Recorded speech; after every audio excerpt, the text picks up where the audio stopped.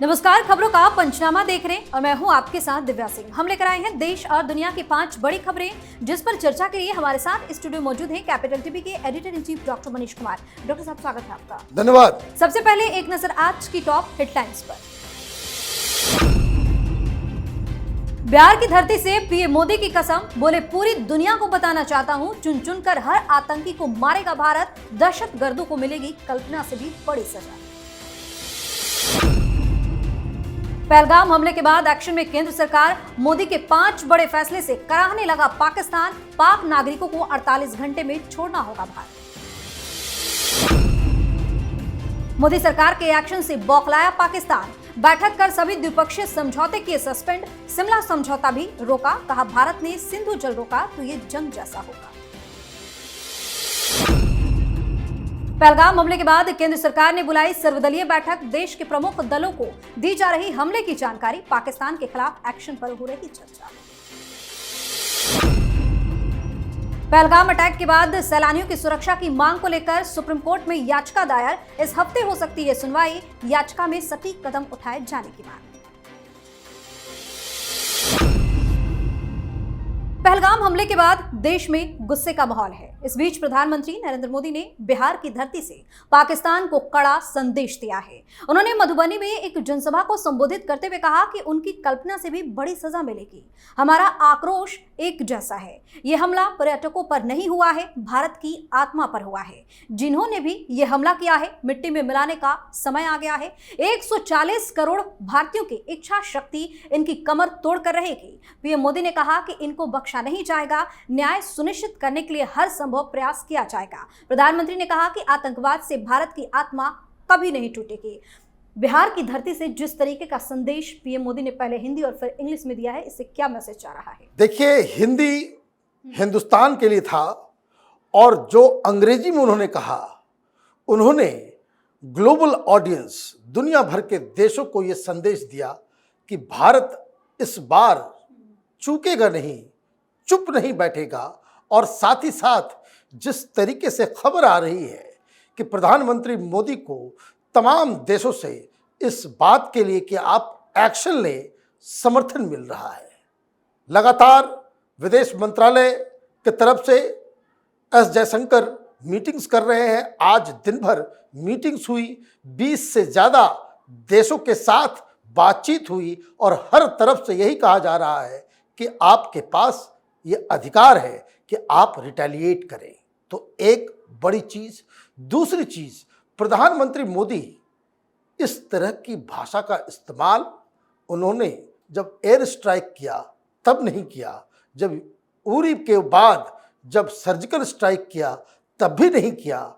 इस बार कुछ बड़ा और खतरनाक होने जा रहा है। पाकिस्तान की हालत इसलिए खराब है कि प्रधानमंत्री मोदी का डिटर्मिनेशन और जिस तरीके से पाकिस्तान की घेराबंदी कर रहे हैं प्रधानमंत्री मोदी, पाकिस्तान में हाहाकार मचा हुआ है। जी, वहीं पहलगाम में हमले के बाद केंद्र की मोदी सरकार एक्शन में दिख रही है। पीएम मोदी सऊदी अरब का दौरा रद्द करके वापस दिल्ली लौटे और सीसीएस की अहम बैठक की। इस बैठक में सरकार ने आतंकवाद पर चोट देने के लिए पाकिस्तान के खिलाफ कई कड़े फैसले लिए। भारत ने पाकिस्तान के साथ सिंधु जल संधि को स्थगित कर दिया, साथ में पाकिस्तानी नागरिकों को वीजा भी रद्द कर दिया। यही नहीं, अटारी चेकपोस्ट और पाकिस्तानी उच्चायोग बंद करने का भारत ने फैसला लिया है।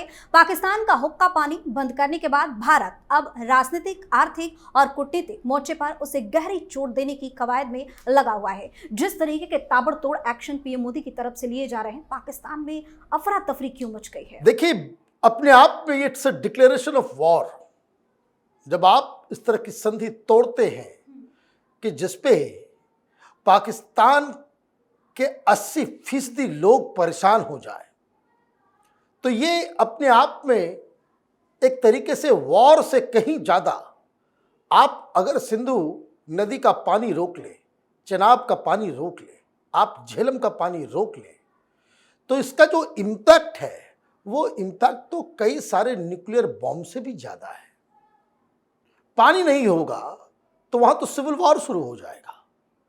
पानी नहीं होगा तो ये क्या करेंगे? क्योंकि जो जितनी भी खेती है, 90% खेती पाकिस्तान में वो सिंधु के जल से होती है। तो एक तो ये, पता नहीं पिछली सरकारें क्यों इतनी मेहरबान थी पाकिस्तान के साथ कि हिंदुस्तान ने पैसे देकर के वहाँ डैम भी बनवाया, जो हमारा 20% पानी का हिस्सा है वो भी हम नहीं लेते थे, सारा का सारा पानी हम भेज देते थे। प्रधानमंत्री मोदी जब से आए हैं तो ये जो 3 नीचे की रिवर्स हैं, सतलज, रावी, व्यास, उसका एक बूंद पानी पाकिस्तान नहीं जाता वो करार के मुताबिक। और जिस हिसाब से हिंदुस्तान डैम्स वगैरह बना रहा है कि वो 20% तो हम लेंगे ही, लेकिन अब इस संधि के खत्म होने के बाद फिर पाकिस्तान घुटने पे आ जाएगा। अभी जितने भी फैसले लिए गए हैं, चाहे वीज़ा को लेकर के, उच्चायोग को लेकर के, ये डिप्लोमेटिक फैसले हैं, अभी ये सिर्फ ट्रेलर है।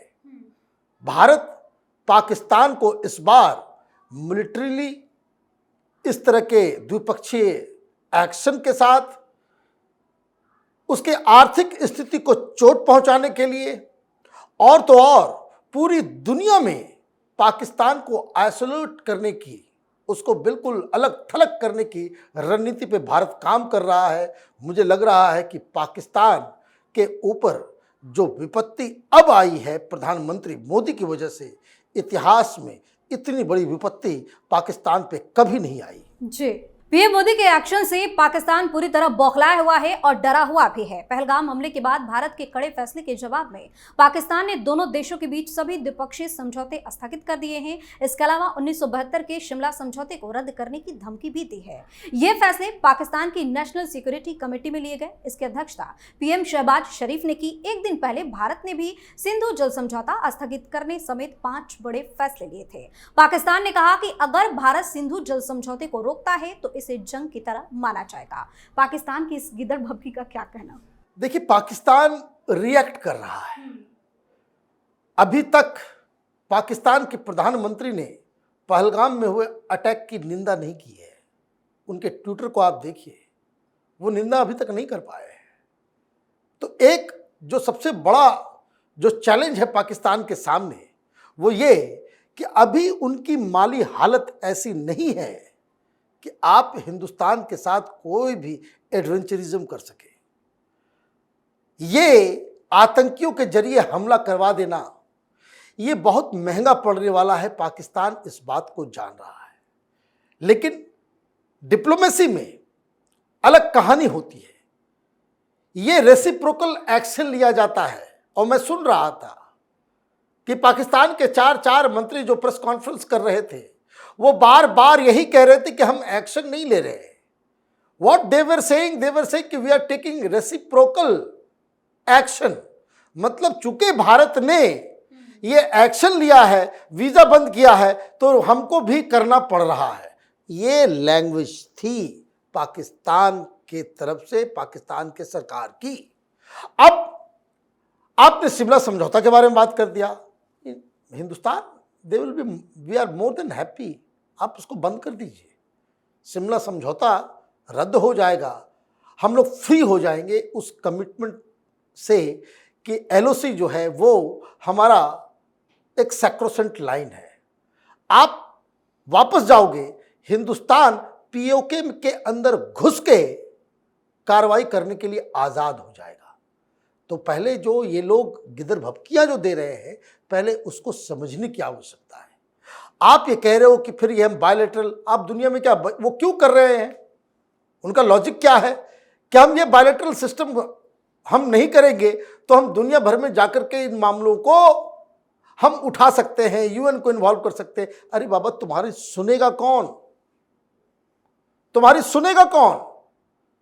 तुम्हारी कोई साख बची है? पूरी दुनिया में कहीं भी कोई इस्लामिक जिहाद, इस्लामिक टेररिज्म की घटना घटती है, उसका तार जो है घूम फिर करके पाकिस्तान में आ जाता है। तो आप तो ऑलरेडी एक डिस्क्रेडिटेड कटोरा लेकर के घूम रहा है ये देश, कहीं कोई एक छटाक पैसा भी नहीं देने को तैयार है। तो ये जो गिदर भभकियां पाकिस्तान की तरफ से दी जा रही है, वो अपने आवाम के लिए, उनको भी हकीकत का पूरा अंदाजा है कि मोदी ने अपना तीसरी आंख अगर उन्होंने खोल दी तो पाकिस्तान जल के भस्म हो जाएगा। जी। इधर जम्मू कश्मीर के पहलगाम में हुए हमले के बाद सरकार एक्शन में है। रक्षा मंत्री राजनाथ सिंह की अध्यक्षता में सर्वदलीय बैठक बुलाई गई है, जिसमें देश के प्रमुख दलों को बुलाया गया है और पहलगाम हमले की जानकारी भी दी जा रही है और अगली रणनीति पर चर्चा भी हो रही है। इस बैठक में गृह मंत्री अमित शाह भी मौजूद हैं। कांग्रेस पार्टी की तरफ से राहुल गांधी और खड़गे शामिल हुए, तो इसमें सपा मुखिया अखिलेश यादव शामिल नहीं हुए, जबकि सपा से राम गोपाल यादव इसका हिस्सा बने। आपकी तरफ से संजय सिंह के शामिल होने की खबर सामने आ रही है। क्या चल रहा है सर्वदलीय बैठक में, क्या होने वाला है? देखिए, ये डेमोक्रेसी के अंदर और हिंदुस्तान में ये परंपरा रही कि इस तरह का कोई संकट आता है तो आप ऑल पार्टी मीटिंग करते हैं, लेकिन इसमें गंदी राजनीति नहीं होनी चाहिए और इस बार कोई स्कोप भी नहीं है। वो स्कोप इसलिए नहीं है कि पिछली बार की तरह जब उरी हुआ, जब सर्जिकल स्ट्राइक किया गया तो ये लोग सबूत मांग रहे थे, फिर इस एयर स्ट्राइक हमने किया तो ये सबूत मांग रहे थे। पुलवामा में कांग्रेस पार्टी ने, आम आदमी पार्टी ने, बहुत सारी पॉलिटिकल पार्टीज ने यहां तक कह डाला कि हिंदुस्तान ने ही किया है और इसका इस्तेमाल पाकिस्तान करता है। ये पाकिस्तान उसी का इस्तेमाल करता है कि देखिए राहुल गांधी का ये बयान आ गया, देखिए वहां के लीडर ऑफ अपोजिशन ये कह रहे हैं। तो वो स्थिति ना आए तो बहुत ही मैच्योर तरीके से, कूल एंड काम तरीके से इस चीज को डील किया जा रहा है। सारी जानकारी दी जाएगी और ये भी बताया जाएगा कि ये वक्त राजनीति करने का नहीं है, बल्कि पूरे देश को, जैसे देश की जनता इस वक्त सरकार के पीछे है, पॉलिटिकल पार्टीज को भी सरकार के फैसले, लीडरशिप, उसमें विश्वास रखना चाहिए। और जिन लोगों ने ये हरकत की है, मतलब पाकिस्तान, उसके खिलाफ कोई भी कार्रवाई हो तो आपस में आप फिर सबूत और उल्टी पुल्टी बातें और बकवास ना करें, इसके लिए बुलाया गया है। अब ये देखिए, किस वक्त तो मीटिंग चल रही है, जब हम लोग रिकॉर्ड कर रहे हैं, कि क्या होता है। इसके बाद वो बाहर आते हैं तो पिछली बार की तरह बवाल काटते हैं कि इस्तीफा मांगते हैं, या फिर देश के सेंटिमेंट्स के साथ खड़े नजर आते हैं, उसके साथ खड़े हैं। जी। आखिरी खबर में बात सुप्रीम कोर्ट की। पहलगाम अटैक के बाद सुप्रीम कोर्ट में एक जनहित याचिका दायर की गई है। इस याचिका में पहलगाम और पहाड़ी क्षेत्र समेत देश के सभी टूरिस्ट प्लेस की सुनिश्चित सुरक्षा मुहैया कराने की मांग की गई है, जिस पर इस हफ्ते सुनवाई हो सकती है, ऐसा कहा जा रहा है। याचिकाकर्ता ने अपनी याचिका में पहलगाम हमले का जिक्र करते हुए दूर दराज और पहाड़ी इलाकों में जाने वाले पर्यटकों की सुरक्षा के लिए सटीक कदम उठाए जाने की मांग की है। वकील विशाल तिवारी ने इस जनहित याचिका में संयुक्त राष्ट्र में पारित विश्व में पर्यटन स्थलों और सैलानियों की सुरक्षा सुनिश्चित करने के घोषणा पत्र और गाइडलाइन पर अमल सुनिश्चित करने का आदेश केंद्र और सभी राज्य सरकारों को देने की गुहार लगाई है। सुप्रीम कोर्ट में इस समय ये याचिका क्यों दायर की गई है? ये चीप पॉपुलैरिटी के लिए सरकार सक्षम है, सुप्रीम कोर्ट का आदेश की आवश्यकता नहीं है कि कोई घटना घटी है तो अपने आप सुरक्षा की व्यवस्था की जाए। ये इसी तरह के लोगों की वजह से, इसी तरह के पिटीशन की वजह से, आप देखिए कि सुप्रीम कोर्ट के ऊपर कोई सवाल नहीं खड़े कर रहा है, लेकिन एक सवाल तो पूछा जा सकता है कि सुप्रीम कोर्ट ने नाक घुसाया, इलेक्शन कराओ, इलेक्शन कराओ, करवा दिया इलेक्शन, हो गई मौतें, हो गई ना भाई। अब सुप्रीम कोर्ट कह रही है कि भाई पूर्ण राज्य का दर्जा भी दे दो। जब पूर्ण राज्य का दर्जा दे दोगे तो फिर मालूम चलेगा कि वहां से आर्मी को हटाना पड़ेगा, फिर लोगों की मौत होगी, कौन जिम्मेदार होगा? बार बार वही चीज। भाई ये काम सुप्रीम कोर्ट का नहीं है। कहां सुरक्षा होना है, कहां नहीं होना है, इसके लिए सरकार है। ये चीप पॉपुलैरिटी लेने के लिए लोग जो है पहुंच जाते हैं। पता नहीं क्या है इस देश में सिस्टम।